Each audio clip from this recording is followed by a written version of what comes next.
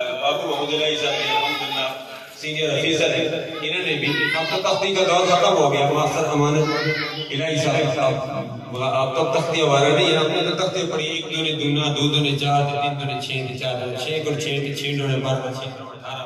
ہم نے یہ پڑھا ہے، تختی لکھی ہے سارے. تو اس کو خط بھی ہوتا تھا. اب تو پی ایچ ڈی کے بندے ہوتے ہیں، ان کی خط نہیں ہوتا. تختیوں کا سلسلہ ختم ہو چکا ہے، کمپیوٹر کا دور ہے. تو وہ تختیوں کا سلسلہ تھا، وہ قلم سے تفسیر لکھتے تھے.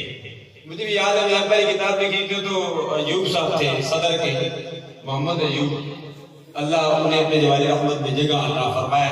تو انہوں نے پہلی کتاب میری جوار تسمیہ نعت مصطفیٰ کا کئی سبق پیغام مصطفیٰ انہوں نے ہاتھ سے قلم سے لکھی. تو وہ دور اب ختم ہو گیا.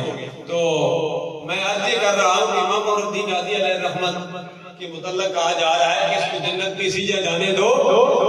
اس نے یہ تفسیر لکھ رہے تھے، تفسیر لکھتے ہوئے سیاہی پر مکھی بیٹھ گئے.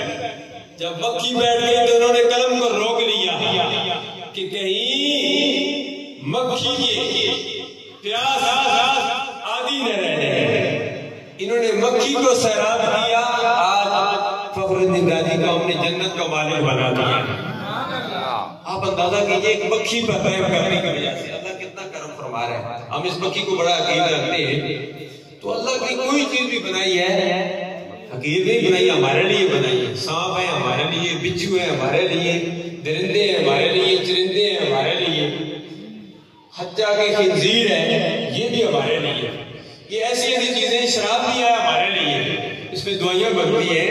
یہ کئی ایسی چیزیں ہیں جو آرام سے دوائیاں بنتی ہیں، انسان کی جان اس سے بچ جاتی ہے. تو ہر چیز اللہ تبارک و تعالیٰ نے ہمارے لیے بنایا.